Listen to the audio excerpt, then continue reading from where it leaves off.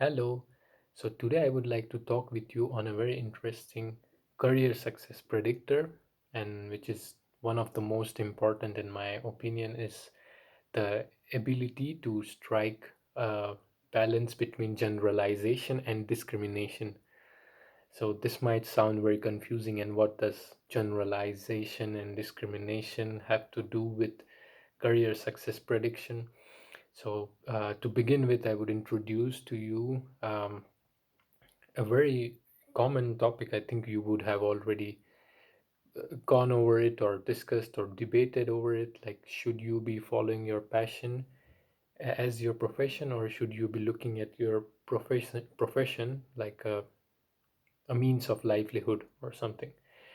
So, I am not going to deal with this topic directly. We are going to talk about career success prediction. So, how likely you are going to be successful in the career you choose, not how you choose, what you choose. So, I'll begin the speech with some statistics. So, the people who follow this was, by the way, published in the Springer in the Labor Research in 2010, and so the people who followed their passion, 52% of them, uh, now this can be like they are either following their favorite subjects as their bachelor's program, or this might be that they just follow what they like doing as an activity. So if they like cooking, they might just think of becoming a chef, and sounds reasonable. So 52% of these people who chose their passion as their career are no longer happy with their lives or with their career as such. And what's even worse is that many of them have even no longer have passion, the same level of passion for the activity they once used to have. So uh, this is clearly an indication that there's some problem in selection of some things. But let's first define what would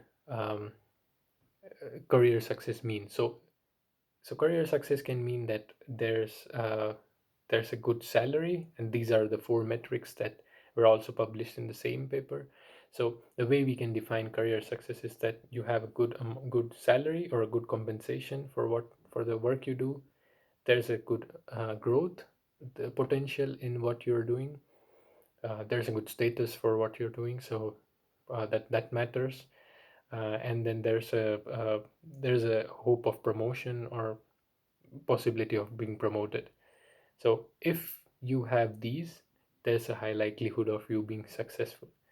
But how would an individual get there? Um, that's one of the questions we will address. But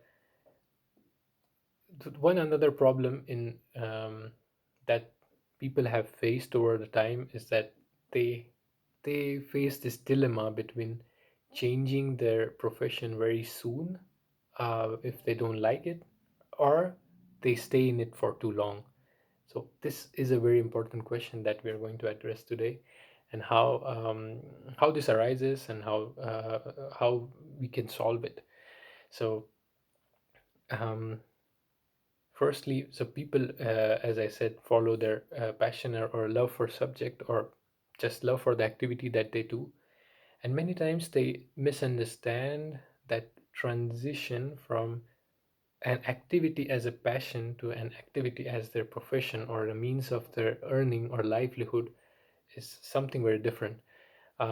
So I can give you one example that if you like cooking, um, that does not mean that you would necessarily like being a chef, because there do come up more responsibilities or actions that are not directly related to cooking. So you might be you might need to level up your management skills, or maybe interacting with your juniors or interacting with your seniors in the kitchen, or with the waiters and waitresses, and sometimes with customers also. So these are some skills that are not directly related to cooking, but they need to be there for you to be successful as a chef. So People often misunderstand this point, and sometimes it's also that just because you're passionate about something doesn't mean that your skills are at that level that you can compete in a professional market. I think we can take the same example again, that you might think that you like cooking, but maybe your cooking is not really up to that standard that the market demands. And if you have to make your passion as your livelihood, you have to put in a quality. So, and then there's one more problem that people often ignore the probabilities of success. So, what do I mean by that? So, people think that, let's say, you are graduating from a STEM field like science, technology, engineering, or mathematics, and um, the probability of finding a professional job or something, it would be around 50 or 60%. I don't know the exact number, but it should be around that. But if you are trying to get yourself enrolled in an NBA contract or get an NBA contract, it's just 0.02%. And that means that out of 10,000 people, just two make it into the NBA. Whereas like 60 out of 100 people who are doing who are pursuing a graduation or post graduation in a STEM field, they would just find some job. So as you see, that there are a lot of intricacies that are holding that are making the topic that we are talking on today. So how can an individual take care of this problem by generalizing and by discrimination? So let me first introduce what generalization means and what discrimination means. So generalization would mean that you are more or less, you don't change your stance irrespective of the stimuli or what you don't change your response. And discrimination means that you are more noting things, that if there's something there, you are able to differentiate between two different things. So how does this apply to choosing your career or choosing your profession? So to select, so a normal procedure would be to you select a profession and then you work on your skills. um, so while doing this first stage, while doing the selection of where you want to pursue your profession, it's about applying generalization. So uh, if there's a 60% chance of you getting a job after graduating from a STEM field, it also means there's 40% chance of not getting it. So if you do not get after graduating from the STEM field, it does not mean you have to change from your field, but more or less it means that you are more likely to get a job in if you stick with this probability. So you would not change your process or the way you react to this problem. So you would instead, the second stage, that's the discrimination stage, you would instead look at the skills, or let's say that's your there's some 5 skills you need to learn that you select as a generalization.